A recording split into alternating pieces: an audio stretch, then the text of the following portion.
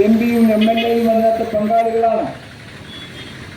ആ എം പിയും M L എയും സംയുക്തമായിട്ട് ഇവിടുത്തെ പ്രവർത്തനത്തിന് ഒരു ഏകോപനം ഉണ്ടാക്കി പ്രവർത്തിക്കേണ്ട ഒരു സാഹചര്യങ്ങളെടുത്ത് രണ്ടുപേരും അങ്ങോട്ടും ഇങ്ങോട്ടും പഴി പറഞ്ഞുകൊണ്ട് ഈ സമ്പത്ത് മുഴുവനും തട്ടുമുടിക്കുന്ന സംഭവമാണ് ഇവിടെ അരങ്ങേറിയിട്ടുള്ളത്. അതുപോലെ തന്നെ കേരളത്തിൻ്റെ സർക്കാരിൻ്റെ കെടുകാര്യസ്ഥതയുടെ ഏറ്റവും ഒടുവിലത്തെ ഉദാഹരണമായി മാറിക്കഴിഞ്ഞിരിക്കുന്നു ഈ റോഡിൻ്റെ നിർമ്മാണം.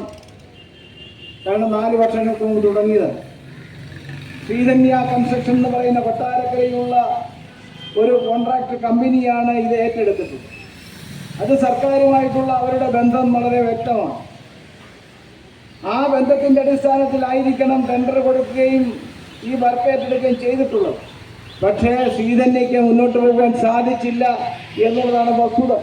കാരണം എന്താ, ഈ